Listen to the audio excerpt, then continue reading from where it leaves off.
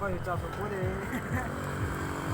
Nó bên tụi mình xin á, nó bên tụi mình sai sa vi nè, cho nên mình gì sai không muốn xin nè.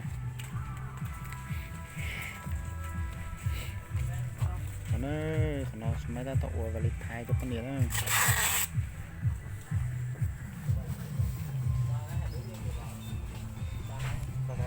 Anh nhớ gì không? Không nhớ. Thì có biết là được gì? Không, có đây có biển số em ghi đây rồi, anh nhớ biển số lấy xe thôi. Biển số tao nhớ. Thì xem đi. Chạy ra xem. Cô qua đây mua vé không, qua đây cô ơi, có gửi xe luôn à? Bao hai bé. Anh nhớ biển số xe nghe anh không?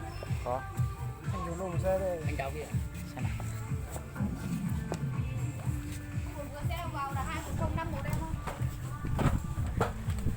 Cái gì dùng điện thoại xe.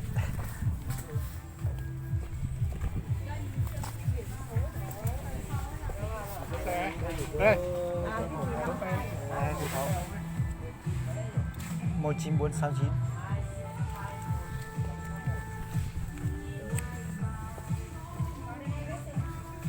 Cô biển số xe cô bao nhiêu cô?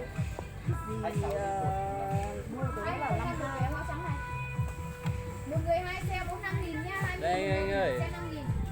Nào ai có biết xe rồi mua vé thì vào cổng nào. Anh ơi, qua đây mua vé không, qua đây anh ơi. Mua vé tham quan đi anh ơi. Đi đâu qua được? Đi vào đi theo. Ba vào trước, ba vào trước. Tao phải dẫn nhỉ. Ba bảo cháu. Đây đúng không? Ừ. 20.000 một người lớn, 10.000 một trẻ em. Rõ về rồi đó. Một vé mà, một vé 20. Hai đứa trẻ ăn 20.000. Cô ấy 40.000. Đi qua được. Nó hỏi về. Lấy hai vé đi. Cho em hai bé. 2 người 4-5.000. Tiền gửi xe rồi em ơi. Ê, đi xe. Đi là gì?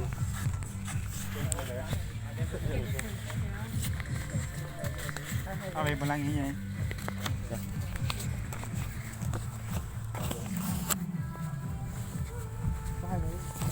Cho em hai bé đi anh. Bao nhiêu anh? 2 vé 4-5.000. Cho em hai bé.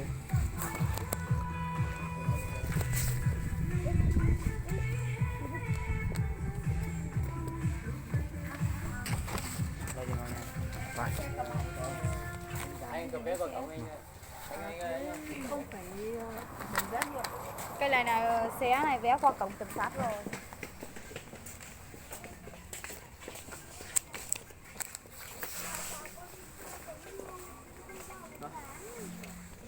Ngon. Không.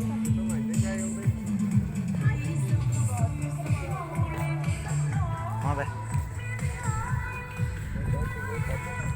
Nó bên chả sao vì sẽ bụng mỏi chút khó giữ dòng sai nè.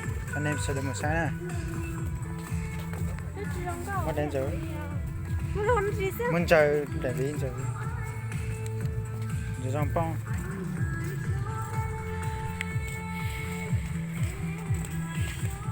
Nó bên một sai xí nữa. Mình chỉ thích vài nữa nè.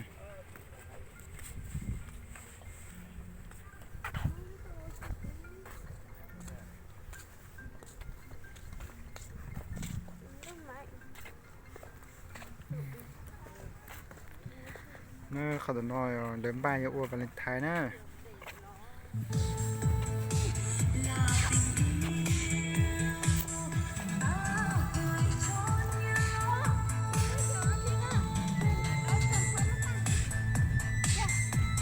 Cái chú con Nhưng mà anh có lên chú thằng không còn nó đi.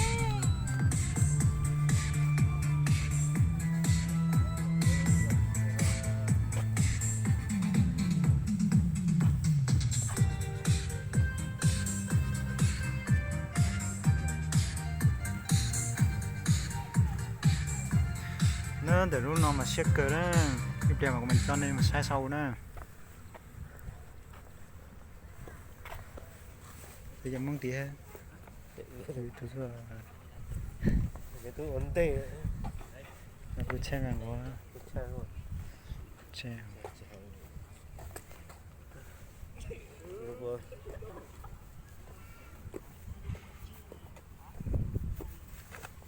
Ăn đi giờ.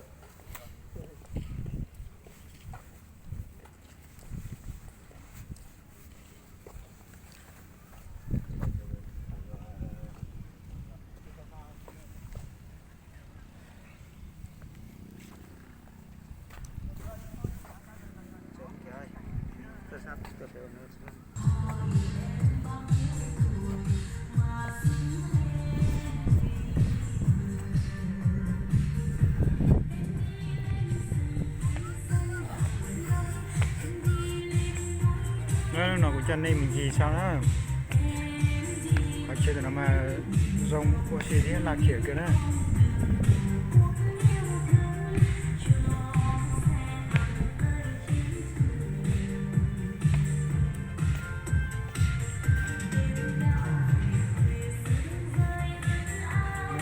nhìn sẽ tập tí nữa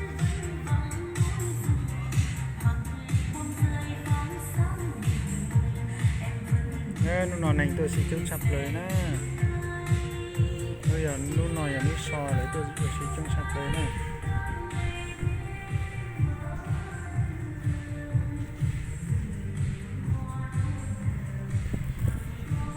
để nó so sẽ chặt lời nè